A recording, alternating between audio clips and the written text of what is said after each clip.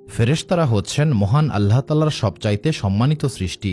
ফেরেশতাদের একমাত্র দায়িত্ব হচ্ছে মহান আল্লাহ তাআলার আদেশ পালন করা। ফেরেশতাদেরকে মহান আল্লাহ তাআলা নূর থেকে সৃষ্টি করেছেন। ফেরেশতারা নবী রাসূলগণের সঙ্গে নিয়মিত সাক্ষাৎ করতেন। তবে সাধারণ মানুষের পক্ষে ফেরেশতাদের সাক্ষাৎ পাওয়া সম্ভব নয়। বর্তমান সময়ে এমন কিছু মানুষ রয়েছেন যারা ফেরেশতাদের অস্তিত্ব সম্পর্কে বিশ্বাস করেন না। পবিত্র কোরআনে ফেরেশতাদের সম্পর্কে যে আয়াতগুলি রয়েছে সেই আয়াতগুলিকেও অবিশ্বাস করে। তবে ইসলামী আকিদার ক্ষেত্রে ফেরেশতার অস্তিত্বে বিশ্বাস করা খুবই গুরুত্বপূর্ণ বিষয়। প্রকৃত মুসলিম হতে হলে ফেরেশতাদের অস্তিত্বে বিশ্বাস করতেই হবে। ফেরেশতারা দেখতে কেমন, এই ব্যাপারে ধারণা করা সাধারণ মানুষের পক্ষে সম্ভব নয়। ইসলামী কিতাবসমূহে ফেরেশতাদের যে আকার আকৃতির কথা বলা হয়েছে সেইগুলি মূলত রূপক হিসেবে বর্ণনা করা হয়েছে।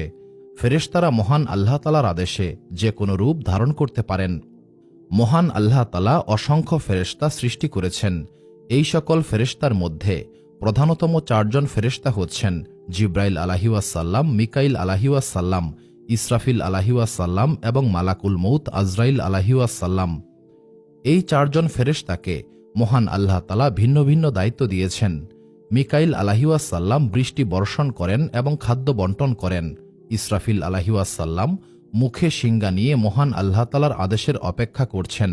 যখনই মহান আল্লাহ তাআলা আদেশ করবেন তখনই তিনি শিঙ্গায় ফুঁক দেবেন। মালাকুল মউত আজরাইল আলাইহিসসালাম সমগ্র সৃষ্টিকুলের রূহ কবজ করেন এবং জিব্রাইল আলাইহিসসালাম হচ্ছেন সমগ্র ফেরেশতাকুলের সর্দার। তিনি সমগ্র ফেরেশতাকুলকে নিয়ন্ত্রণ করেন। জিব্রাইল আলাইহিসসালামের আরেকটি দায়িত্ব ছিল, তিনি নবী রাসূলদের কাছে ওহী পৌঁছে দিতেন। আজকের ভিডিওতে আমরা ইসরাফিল আলাইহিসসালামকে নিয়ে আলোচনা করব। ইসরাফিল আলাইহিসসালামকে মহান আল্লাহ তাআলা কেন সৃষ্টি করেছেন? ইসরাফিল আলাইহিসসালাম যখন শিঙ্গায় ফুঁক দেবেন তখন কি ঘটবে? ইসরাফিল আলাইহিসসালামের এই শিঙ্গা দেখতে কেমন? এই শিঙ্গা কতটা বড়? ইসরাফিল আলাইহিসসালামের মৃত্যু কিভাবে হবে?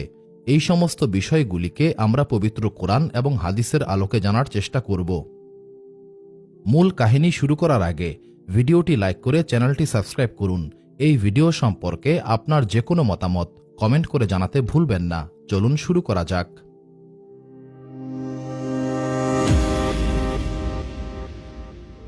ইসরাফিল আলাইহিসসালাম হচ্ছেন মহান আল্লাহ তাআলার একজন সম্মানিত ফেরেশতা। মহান আল্লাহ তাআলা যখন হুকুম দেবেন তখনই ইসরাফিল আলাইহিসসালাম শিঙ্গায় ফুঁক দেবেন। যখন ইসরাফিল আলাইহিসসালাম শিঙ্গায় ফুঁক দেবেন তখন কিয়ামত অনুষ্ঠিত হবে, সমগ্র সৃষ্টি জগৎ ধ্বংস হয়ে যাবে।